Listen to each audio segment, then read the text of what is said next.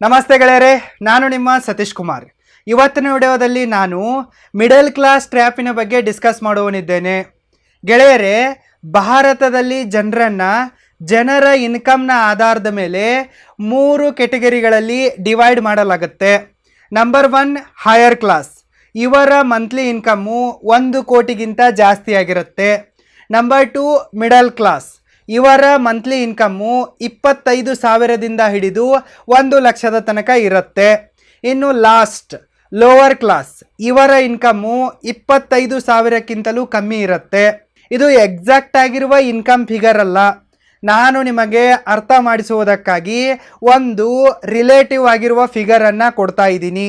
ಈ ರೀತಿ ಜನರ ಇನ್ಕಮ್ನ ಆಧಾರದ ಮೇಲೆ 3 ಕೆಟಗರಿಗಳನ್ನು ಮಾಡಲಾಗುತ್ತೆ. ಹೈಯರ್ ಕ್ಲಾಸಿನ ಜನರಿಗಂತೂ ಯಾವುದೇ ತರಹದ ಮೇಜರ್ ಪ್ರಾಬ್ಲಮ್ಗಳಿಲ್ಲ. ಈ ಜನರು ಆರಾಮಾಗಿದ್ದಾರೆ, ಖುಷಿಯಾಗಿದ್ದಾರೆ. ಏಕೆಂದರೆ ಇವರ ಹತ್ರ ಸಿಕ್ಕಾಪಟ್ಟೆ ದುಡ್ಡಿದೆ, ಇವರ ಹತ್ರ ಪವರ್ ಕೂಡ ಇದೆ, ಜೊತೆಗೆ ಇವರ ಹತ್ರ ಬಹಳಷ್ಟು ತರಹದ ಬಿಸ್ನೆಸಸ್ಗಳಿವೆ. ಸೊ ಇವರ ಹತ್ರ ಸಿಕ್ಕಾಪಟ್ಟೆ ದುಡ್ಡಿರುವುದರಿಂದ, ಪವರ್ ಇರುವ ದುಡ್ಡಿರುವ ಜನರೇ ಇವರ ರಿಲೇಟಿವ್ಗಳು ಮತ್ತು ಸಂಬಂಧಿಕರಾಗಿರೋದ್ರಿಂದ ಇವರಿಗೆ ಎಲ್ಲವೂ ಕೂಡ ಈಸಿಯಾಗಿ ಸಿಗುತ್ತೆ. ಹೀಗಾಗಿ ಇವರು ಬಿಂದಾಸಾಗಿದ್ದಾರೆ, ಆರಾಮಾಗಿದ್ದಾರೆ. ಒಂಥರಹದ ಐಷಾರಾಮಿ ರಾಜರ ಥರ ಜೀವನವನ್ನು ಸಾಗಿಸ್ತಾ ಇದ್ದಾರೆ. ಇನ್ನು ಲೋವರ್ ಕ್ಲಾಸಿನ ಜನರು ಕೂಡ ಒಂಥರ ಇದೇ ತರಹದ ಜೀವನವನ್ನು ಸಾಗಿಸ್ತಾ ಇದ್ದಾರೆ. ಅಂದರೆ ದುಡ್ಡಿನ ವಿಚಾರದಲ್ಲಿ ಇವರು ಕಮ್ಮಿ ಇರಬಹುದು, ಇವರ ಇನ್ಕಮ್ಮು ಹೇಳಿಕೊಳ್ಳುವ ಥರ ಇರದೇ ಇರಬಹುದು, ಆದರೂ ಕೂಡ ಇವರು ಮೆಂಟಲಿ ಶಾಂತವಾಗಿ ಬದುಕ್ತಾ ಇದ್ದಾರೆ. ಅಂದರೆ ಲೋವರ್ ಕ್ಲಾಸ್ನ ಜನರ ಇನ್ಕಮ್ಮು ತುಂಬಾ ಕಮ್ಮಿ ಆಗಿದೆ, ನೆಗ್ಲಿಜಿಬಲ್ ಆಗಿದೆ, ಆದರೂ ಕೂಡ ಇವರು ಸ್ವಲ್ಪ ಖುಷಿಯಾಗಿದ್ದಾರೆ. ಏಕೆಂದರೆ ಇವರ ಕನಸುಗಳೇ ಸಣ್ಣದಾಗಿವೆ, ಇಲ್ಲವೇ ಇವರಿಗೆ ಕನಸುಗಳೇ ಇಲ್ಲ. ಹೀಗಾಗಿ ಇವರು ಜಾಸ್ತಿ ಖುಷಿಯಾಗಿದ್ದಾರೆ.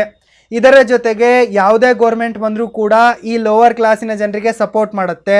ಉದಾಹರಣೆಗಾಗಿ ಇವರಿಗೆ ರಿಸರ್ವೇಷನ್ ಸಿಗತ್ತೆ, ಇದರ ಜೊತೆಗೆ ಸರ್ಕಾರಿ ಮನೆ ಸಿಗತ್ತೆ, ಇವರ ಮನೆಗಳಲ್ಲಿ ಟಾಯ್ಲೆಟ್ ಕಟ್ಸೋದಕ್ಕೆ ಮತ್ತೇನಾದರೂ ಕಟ್ಟಿಸೋಕೆ ಇವರಿಗೆ ದುಡ್ಡು ಕೂಡ ಸಿಗತ್ತೆ. ಸೊ ಈ ತರಹದಾಗಿ ಬಹಳಷ್ಟು ತರಹದ ಬೆನಿಫಿಟ್ಗಳು ಇವರಿಗೆ ಸಿಗ್ತವೆ. ಹೀಗಾಗಿ ಈ ಜನರು ಕೂಡ ಅಲ್ಪ ಸ್ವಲ್ಪ ಮಟ್ಟಿಗೆ ಖುಷಿಯಾಗಿದ್ದಾರೆ. ಆದರೆ ಈ ಮಧ್ಯದಲ್ಲಿ ಏನಿದಾರಲ್ಲ ಮಿಡಲ್ ಕ್ಲಾಸಿನ ಜನ, ಇವರ ಪರಿಸ್ಥಿತಿ ತುಂಬಾನೇ ಕೆಟ್ಟದ್ದಾಗಿದೆ. ಒಂಥರ ನಾಯಿಯಂತೆ ಇವರ ಪರಿಸ್ಥಿತಿ ಆಗಿದೆ. ಇತ್ತ ಕಡೆ ಹಳ್ಳಕ್ಕೂ ಇಲ್ಲ, ಇತ್ತ ಕಡೆಗೆ ಮನೆಗೂ ಇಲ್ಲ ಅನ್ನೋ ಥರ ಈ ಮಿಡಲ್ ಕ್ಲಾಸಿನವರ ಪರಿಸ್ಥಿತಿಯಾಗಿದೆ. ಈ ಮಿಡಲ್ ಕ್ಲಾಸ್ ಜೀವನ ಒಂದು ದೊಡ್ಡ ಫೈನಾನ್ಷಿಯಲ್ ಟ್ರ್ಯಾಪ್ ಆಗಿದೆ. ಈ ಮಿಡಲ್ ಕ್ಲಾಸಿನಲ್ಲಿರುವ ಜನ ತುಂಬಾನೇ ಚಿತ್ರಹಿಂಸೆಯನ್ನು ಅನುಭವಿಸುತ್ತಾ ತಮ್ಮ ಜೀವನವನ್ನು ಸಾಗಿಸುತ್ತಿದ್ದಾರೆ. ಈ ಮಿಡಲ್ ಕ್ಲಾಸಿನ ಜನ ತಮ್ಮ ಜೀವನವನ್ನು ಜೀವಿಸುತ್ತಿಲ್ಲ, ಎಂಜಾಯ್ ಮಾಡ್ತಿಲ್ಲ.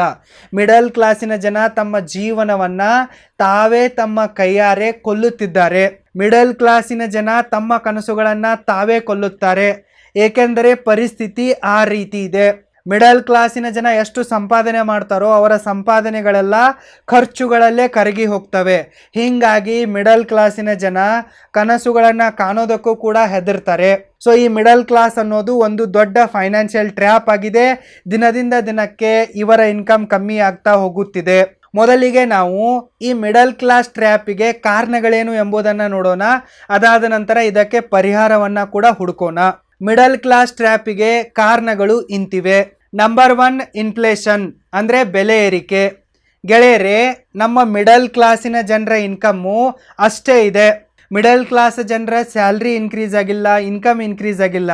ಆದರೆ ಪ್ರತಿಯೊಂದರ ಬೆಲೆ ಕೂಡ ಹೆಚ್ಚಾಗಿದೆ, ಡಬಲ್ ಆಗಿದೆ, ಟಿಬಲ್ ಆಗಿದೆ. ಎಲ್ಲ ವಸ್ತುಗಳ ಬೆಲೆ ಗಗನಕ್ಕೇರಿವೆ.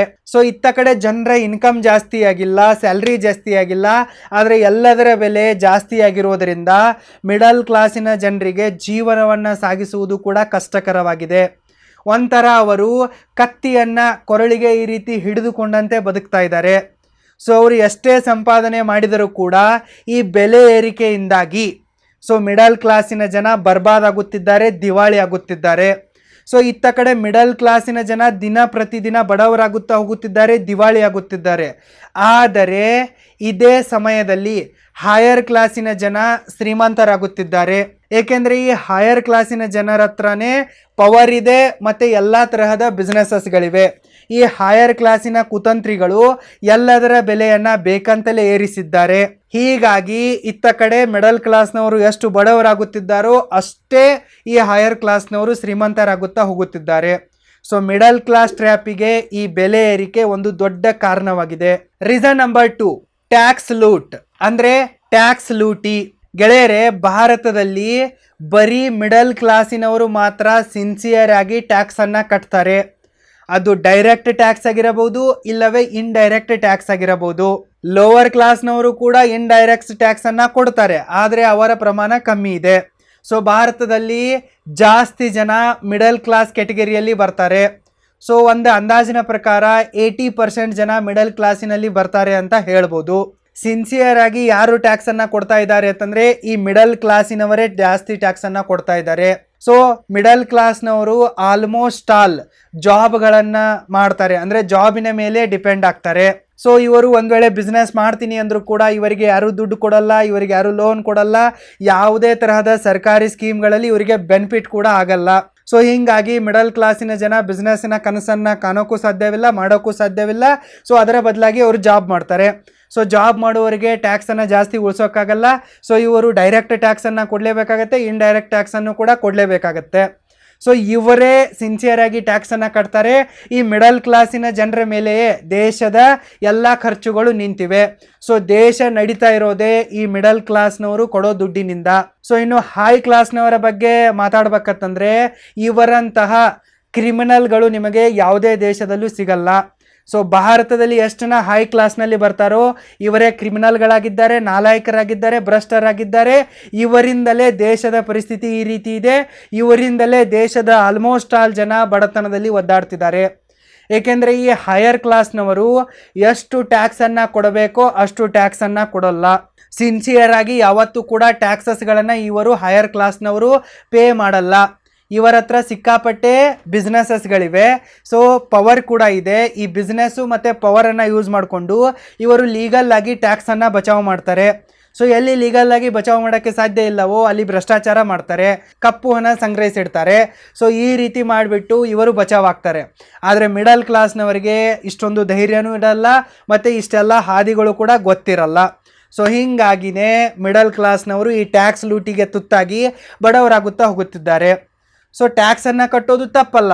ನಾವು ಮಿಡಲ್ ಕ್ಲಾಸಿನ ಜನ ನಿಯತ್ತಾಗಿ ಟ್ಯಾಕ್ಸನ್ನು ಕಟ್ಟಿದ್ರು ಕೂಡ ಇದರ ಬದಲಾಗಿ ನಮಗೇನು ಸಿಗ್ತಾ ಇದೆ? ಬದನೆಕಾಯಿ ಸಿಗ್ತಾ ಇದೆ. ಸರಿನಾ? ನಮ್ಮ ಮಿಡಲ್ ಕ್ಲಾಸಿನ ಜನರಿಗೆ ಟ್ಯಾಕ್ಸ್ ಕಟ್ಟಿದ್ರು ಕೂಡ ಒಳ್ಳೆ ಎಜುಕೇಷನ್ ಸಿಗ್ತಾ ಇಲ್ಲ, ಒಳ್ಳೆ ಹಾಸ್ಪಿಟಲ್ ಫೆಸಿಲಿಟಿ ಸಿಗ್ತಾ ಇಲ್ಲ, ಒಳ್ಳೆ ಕಾಲೋನಿಯಲ್ಲಿ ಇರೋಕ್ಕೂ ಕೂಡ ಆಗಲ್ಲ, ರೋಡ್ಗಳು ಚೆನ್ನಾಗಿ ಸಿಗಲ್ಲ. ಸೊ ಎಲ್ಲದರ ಮೇಲೆ ದುಡ್ಡು ಕೊಡಬೇಕು, ಬಟ್ ಇದರ ಬದಲಾಗಿ ನಮಗೆ ಯಾವುದೇ ತರಹದ ಕ್ವಾಲಿಟಿ ಸರ್ವಿಸ್ ಸಿಗಲ್ಲ. ಸೊ ನಮಗೆ ಒಳ್ಳೆ ಎಜುಕೇಷನ್ ಬೇಕಂತಂದರೆ, ಒಳ್ಳೆ ಹಾಸ್ಪಿಟಲ್ ಟ್ರೀಟ್ಮೆಂಟ್ ಬೇಕಂದರೆ ಮಿಡಲ್ ಕ್ಲಾಸಿನ ಜನ ಮತ್ತೆ ಲೋನ್ ಮಾಡಬೇಕು, ಮತ್ತು ತಮ್ಮ ಕೈಯಾರೆನೇ ಕೊಡಬೇಕು. ಸೊ ಇದೇ ಒಂದು ಕಾರಣಕ್ಕಾಗಿಯೇ ಮಿಡಲ್ ಕ್ಲಾಸಿನ ಜನ ದಿನ ಪ್ರತಿದಿನ ಬಡವರಾಗುತ್ತಿದ್ದಾರೆ, ಬರ್ಬಾದ್ ಆಗುತ್ತಿದ್ದಾರೆ. Reason number 3 and last, rat race. ಗೆಳೆಯರೇ, ನಮ್ಮ ಮಿಡಲ್ ಕ್ಲಾಸಿನ ಜನ ಅನಾವಶ್ಯಕವಾಗಿ ಕಾಂಪಿಟೇಷನ್ಗಳಲ್ಲಿ ಬಿದ್ದು ಬರ್ಬಾದಾಗುತ್ತಿದ್ದಾರೆ. ನಿಮಗೆ ಉದಾಹರಣೆಗಾಗಿ ಹೇಳಬೇಕಂತಂದರೆ, ಪಕ್ಕದ ಮನೆ ಹುಡುಗ ಇಂಜಿನಿಯರಿಂಗನ್ನು ಸೆಲೆಕ್ಟ್ ಮಾಡ್ಕೊಂಡ ಅಂತಂದರೆ ಇವರ ಮನೆಯಲ್ಲೂ ಕೂಡ ಶುರುವಾಗುತ್ತೆ, ನಮ್ಮ ಮಗ ಕೂಡ ಇಂಜಿನಿಯರಿಂಗೇ ಮಾಡಬೇಕು, ಇಂಜಿನಿಯರಿಂಗೇ ಮಾಡ್ತಾನೆ, ಸೊ ನಾನು ಲೋನ್ ತೆಗೆದು ಇಂಜಿನಿಯರಿಗೆ ಅವನನ್ನು ಹಾಕಿಸ್ತೀನಿ. ಪಕ್ಕದ ಮನೆ ಹುಡುಗಿ UPSCಗಾಗಿ ಟ್ರೈ ಮಾಡ್ತಾ ಇದ್ದಾಳೆ ಅಂತಂದರೆ ಇವರ ಮನೆಯಲ್ಲೂ ಕೂಡ ಶುರು ಆಗುತ್ತೆ, ನಮ್ಮ ಹುಡುಗಿನೂ ಕೂಡ UPSCನೇ ಮಾಡ್ತಾಳೆ, ಖರ್ಚಾಗಲಿ ನಾನು ಲೋನ್ ಮಾಡಿ ಹಾಕ್ತೀನಿ, ಹೊಲ ಮನೆ ಮಾರಿ ಆದರೂ ಹಾಕ್ತೀನಿ, ಅದನ್ನೇ ಮಾಡಲಿ. ಸೊ ಈ ರೀತಿ ಮಿಡಲ್ ಕ್ಲಾಸಿನ ಜನ ಅನಾವಶ್ಯಕವಾಗಿ ರ್ಯಾಟ್ ರೇಸನ್ನು ಮಾಡ್ತಾರೆ.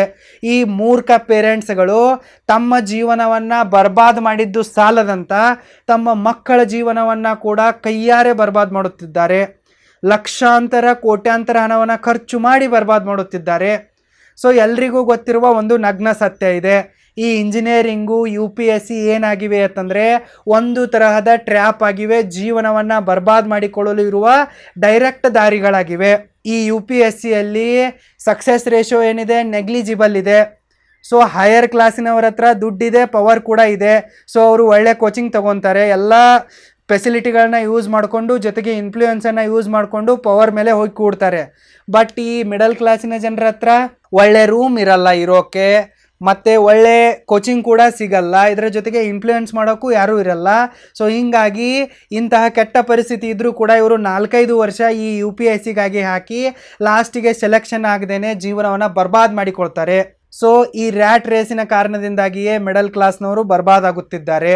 ಸೊ ಇದರ ಬದಲಾಗಿ ಇವರು ಬೇಗನೆ ದುಡ್ಡು ಬರುವಂತಹ ಕಲೆಗಳನ್ನು ಕಲಿಬೇಕು, ತಮ್ಮ ಫ್ಯಾಷನ್ ಏನಿದೆನೋ ಟ್ಯಾಲೆಂಟ್ ಏನೇನಿದೆನೋ ಅದಕ್ಕೊಂದು ಸರಿಯಾದ ರೂಪವನ್ನು ಕೊಟ್ಟು ದುಡ್ಡನ್ನು ಮಾಡೋಕೆ ಹೋಗಬೇಕು. ನೀವು ಹೈಯರ್ ಕ್ಲಾಸಿನ ಜನರನ್ನು ನೋಡಿ, ಅವ್ರು ಯಾರೂ ಕೂಡ ತಮ್ಮ ಮಕ್ಕಳನ್ನು ಸರ್ಕಾರಿ ಗುಲಾಮರನ್ನಾಗಿಸಲು ಒದ್ದಾಡಲ್ಲ. ಕಾನ್ಸ್ಟೇಬಲ್ಲು, ಆರ್ಮಿ, ಅದು ಇದು ಅಂತೇಳಿ ಒದ್ದಾಡಲ್ಲ. ಸೊ ಹೈಯರ್ ಕ್ಲಾಸಿನವರೆಲ್ಲರೂ ಕೂಡ ತಮ್ಮ ಮಕ್ಕಳನ್ನು MLA MP ಮಾಡ್ತಾರೆ, ಪೊಲಿಟಿಷಿಯನ್ ಮಾಡ್ತಾರೆ, ಮಿನಿಸ್ಟರ್ ಮಾಡ್ತಾರೆ, ದೊಡ್ಡ ದೊಡ್ಡ ಆರ್ಗನೈಜೇಷನ್ಗಳ ಚೇರ್ಮನ್ ಮಾಡ್ತಾರೆ, ಫ್ಯಾಕ್ಟ್ರಿಗಳ ಚೇರ್ಮನ್ ಮಾಡ್ತಾರೆ, ಬಿಸ್ನೆಸ್ ಮ್ಯಾನ್ಗಳನ್ನಾಗಿ ಮಾಡ್ತಾರೆ. ಸೊ ನೀವು ಅವರನ್ನು ನೋಡಿ ಕಲಿಬೇಕು. ಸೊ ನಿಮ್ಮ ಮಕ್ಕಳಲ್ಲಿ ಆ ಟ್ಯಾಲೆಂಟ್ ಇದ್ದರೆ ನೀವು ಕೂಡ ಅದನ್ನೇ ಮಾಡಿಸೋಕ್ಕೆ ಟ್ರೈ ಮಾಡಬೇಕು. ಆದರೆ ನಮ್ಮ ಮಿಡಲ್ ಕ್ಲಾಸಿನ ಜನ ಅದನ್ನು ಮಾಡಲ್ಲ. ಸೊ ಇವರೇನು ಮಾಡ್ತಾರೆ, ಮತ್ತೆ ಸರ್ಕಾರಿ ಜಾಬೇನೇ ಬೆಸ್ಟು, ನೌಕರಿನೇ ಬೆಸ್ಟು, ನೌಕರಿ ಇದ್ರೇ ಬೇಗನೆ ಮದುವೆ ಆಗೋಕ್ಕೆ ಹುಡುಗಿ ಸಿಗ್ತಾಳೆ. ಸೊ ಇಂತಹ ಎಲ್ಲ ಮೂರ್ಖ ಆಲೋಚನೆಗಳಿಂದಾಗಿ ಈ ಮಿಡಲ್ ಕ್ಲಾಸಿನ ಜನ ತಮ್ಮ ಕಾಲ ಮೇಲೆ ತಾವೇ ಕಲ್ಲನ್ನು ಹಾಕಿಕೊಳ್ಳುತ್ತಿದ್ದಾರೆ. ರ್ಯಾಟ್ ರೇಸ್ ಮಾಡಿಕೊಂಡು ತಾವು ಕೂಡ ಹುಲಿಗಳಾಗಿ ಬದುಕುವ ಬದಲು ಇಲಿಗಳಂತೆ ಬದುಕುತ್ತಿದ್ದಾರೆ. ಗೆಳೆಯರೆ, ಇವಿಷ್ಟು ಕಾರಣಗಳಿಂದಾಗಿ ಮಿಡಲ್ ಕ್ಲಾಸ್ ಟ್ರ್ಯಾಪಿನಲ್ಲೇ ನಮ್ಮ ಜನ ಬಿದ್ದು ಒದ್ದಾಡ್ತಾ ಇದ್ದಾರೆ. ಸೊ ಈಗ ಇದಕ್ಕೆ ಸೊಲ್ಯೂಷನ್ ಏನು ಅಂತ ನೋಡೋಣ. How to overcome middle class trap. ಈ ಮಿಡಲ್ ಕ್ಲಾಸ್ ಟ್ರ್ಯಾಪ್ನಿಂದ ಹೊರಬರೋಕೆ ಒಂದೇ ಒಂದು ದಾರಿ ಇದೆ. ಆ ದಾರಿ ಏನಪ್ಪ ಅಂತಂದರೆ earn more money, save more money and grow more money. ಅಂದರೆ ಜಾಸ್ತಿ ಹಣವನ್ನು ಸಂಪಾದನೆ ಮಾಡೋದು, ಜಾಸ್ತಿ ಹಣವನ್ನು ಉಳಿಕೆ ಮಾಡೋದು, ಮತ್ತು ಜಾಸ್ತಿ ಹಣವನ್ನು ಗ್ರೋ ಮಾಡೋದು. ಜಾಸ್ತಿ ಹಣವನ್ನು ಗಳಿಸೋದು, ಉಳಿಸೋದು ಮತ್ತು ಬೆಳೆಸೋದು. ಸೊ ಯಾವಾಗ ನೀವು ಜಾಸ್ತಿ ಹಣವನ್ನು ಗಳಿಸ್ತಿರೋ, ಜಾಸ್ತಿ ಹಣವನ್ನು ಉಳಿಸ್ತಿರೋ, ಯಾವಾಗ ಜಾಸ್ತಿ ಹಣವನ್ನು ಬೆಳೆಸ್ತಿರೋ ಆವಾಗ ಮಾತ್ರ ನಿಮ್ಮ ಹತ್ರ ಕೋಟ್ಯಾಂತರ ಹಣ ಸೇವಿಂಗ್ ಆಗೋಕ್ಕೆ, ಕೋಟ್ಯಾಂತರ ಹಣ ನಿಮ್ಮ ಹತ್ರ ಇರೋಕ್ಕೆ ಸಾಧ್ಯ. ಆದರೆ ನಮ್ಮ ಜನ ಆ ರೀತಿ ಮಾಡಲ್ಲ. ಜಾಸ್ತಿ ಗಳಿಸೋಕೆ ಟ್ರೈ ಮಾಡಲ್ಲ. ಗಳಿಸೋದು ಇಷ್ಟು, ಅದರಲ್ಲಿ ಉಳಿಸೋದು ಇಷ್ಟು. ಅಂದರೆ ಸ್ವಲ್ಪ ಹಣವನ್ನೇ ಗಳಿಸೋದು, ಅದರಲ್ಲಿ ಸ್ವಲ್ಪನೇ ಉಳಿಸೋದು. ಹೀಗಿರುವಾಗ ಹೆಂಗೆ ಇವರು ಶ್ರೀಮಂತರಾಗೋಕ್ಕೆ ಸಾಧ್ಯ? ಸೊ ನೀವು ಈ ಮಿಡಲ್ ಕ್ಲಾಸ್ ಟ್ರ್ಯಾಪ್ನಿಂದ ಹೊರಬರಬೇಕಂತಂದರೆ ಮೊದಲಿಗೆ ಜಾಸ್ತಿ ರಿಸ್ಕನ್ನು ತೆಗೆದುಕೊಳ್ಳಿ, ಜಾಸ್ತಿ ಹಣವನ್ನು ಗಳಿಸಿ. ನೀವು ಬಿಸ್ನೆಸ್ಸನ್ನು ಮಾಡಿ, ಜಾಬ್ ಮಾಡ್ತಾ ಇದ್ರೂ ಕೂಡ ಜಾಸ್ತಿ ವರ್ಕನ್ನು ಮಾಡಿ, ಜಾಬಿನ ಜೊತೆಗೆ ಸೈಡ್ ಬಿಸ್ನೆಸ್ಸಸ್ಗಳನ್ನು ಮಾಡಿ. ಸೊ ಏನಾದರೂ ಒಂದನ್ನು ಮಾಡಿ ಜಾಸ್ತಿ ಹಣವನ್ನು ಗಳಿಸಿ. ಸೊ ಹಣ ಬಂದ ನಂತರ ಎಷ್ಟು ಅವಶ್ಯಕತೆ ಇದೆಯೋ ಅಷ್ಟು ಮಾತ್ರ ಖರ್ಚು ಮಾಡಿ, ಜಾಸ್ತಿ ಸೇವಿಂಗ್ ಮಾಡಿ. ಸೇವಿಂಗ್ ಆದ ತಕ್ಷಣ ಅದನ್ನು ಬ್ಯಾಂಕಲ್ಲಿಟ್ಟು ಕೊಳಿಸಬೇಡಿ. ಅದನ್ನು ಸರಿಯಾದ ಜಾಗಗಳಲ್ಲಿ ಇನ್ವೆಸ್ಟ್ ಮಾಡಿ, ಆ ಹಣವನ್ನು ಡಬಲ್ ಮಾಡಿ, ಟಿಬಲ್ ಮಾಡಿ. ಸೊ ಈ ರೀತಿ ಮಾಡಿಬಿಟ್ಟು ಹಣದಿಂದ ಹಣವನ್ನು ಗಳಿಸೋಕೆ ಸ್ಟಾರ್ಟ್ ಮಾಡಿ. ಹಣದಿಂದ ಹಣವನ್ನು ಯಾವಾಗ ಗಳಿಸ್ತಿರೋ ಆವಾಗ ನೀವು ಮಿಡಲ್ ಕ್ಲಾಸ್ನಿಂದ ಹೊರಬರೋಕ್ಕೆ ಸ್ಟಾರ್ಟ್ ಆಗ್ತೀರಾ. ಸೊ ಈ ಫಾರ್ಮುಲಾದಿಂದಲೇ ನೀವು ಮಿಡಲ್ ಕ್ಲಾಸ್ ಟ್ರ್ಯಾಪನ್ನು ಸಾಯಿಸಿ ಹೈ ಕ್ಲಾಸಿಗೆ ಹೋಗ್ಬೋದು, ಶ್ರೀಮಂತರಾಗ್ಬೋದು. ಸೊ ಇದೇ ದಾರಿ ಬೆಸ್ಟ್ ಆಗಿದೆ, ಇದನ್ನು ಅಪ್ಲೈ ಮಾಡಿಕೊಳ್ಳಿ. ಓಕೆ ಗೆಳೆಯರೆ, ಫೈನ್. ನಿಮಗೆ ಈ ಟಾಪಿಕ್ನ ಮೇಲೆ ಏನು ಅನಿಸುತ್ತೆ ಎಂಬುದನ್ನು ಸಿನ್ಸಿಯರ್ ಆಗಿ ಕಮೆಂಟ್ ಮಾಡಿ. ಡೈರೆಕ್ಟರ್ ಸತೀಶ್ ಕುಮಾರ್ ಕನ್ನಡ ಯೂಟ್ಯೂಬ್ ಚಾನಲ್ಗೆ ಸಬ್ಸ್ಕ್ರೈಬ್ ಮಾಡಿ. ಮತ್ತೆ ಸಿಗೋಣ. ಧನ್ಯವಾದಗಳು.